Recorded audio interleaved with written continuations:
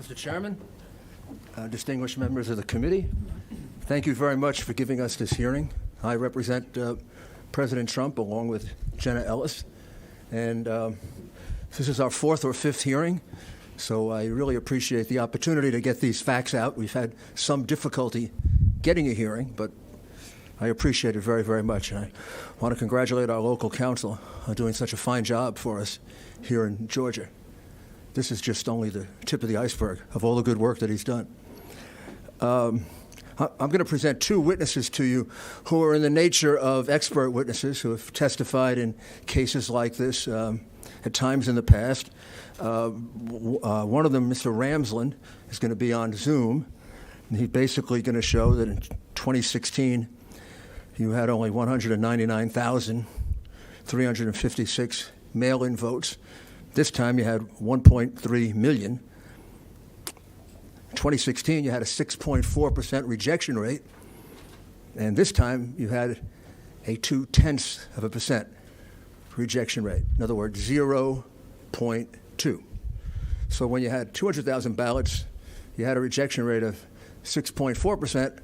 And now where you have 1.3 million ballots, you have almost no rejection rate. 0.2% is almost statistically insignificant. That alone raises suspicion of fraud and has been held as such in election cases. And Biden won the mail-in vote by over 400,000.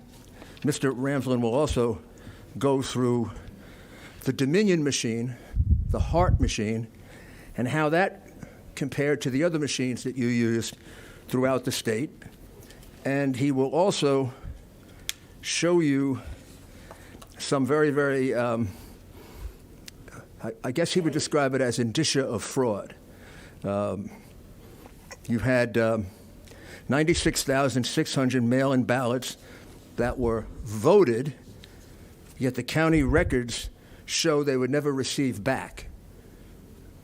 Be a little clearer.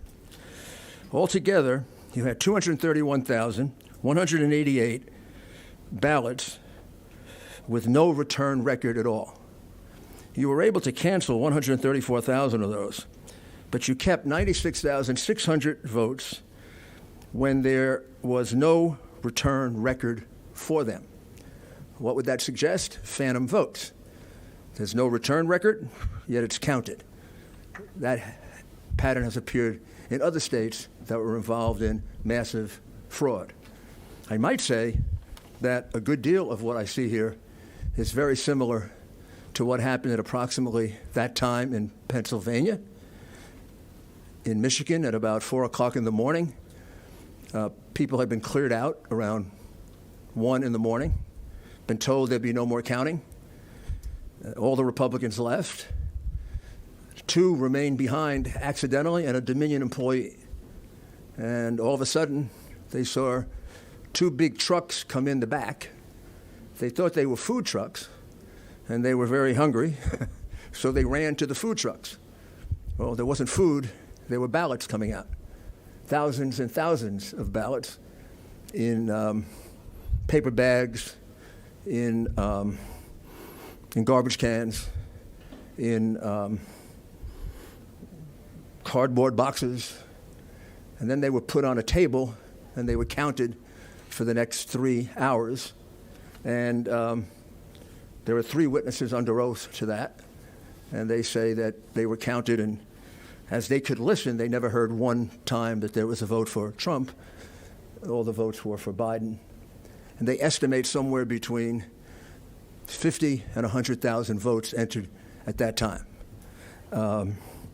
There's similar evidence in Pennsylvania and also something similar in Arizona at around this time. Second witness will be Colonel Phil Colson. Colonel Colson has had the opportunity to forensically examine the Dominion machine that actually began to cause the problem for Dominion. That was the machine that was found in Michigan's Antrim County that had recorded mistakenly 6,000 votes for Biden when the votes actually were cast for Trump. And he can give you an analysis of the problems with the Dominion machine, and also just a piece of advice. You've got a very big election coming up.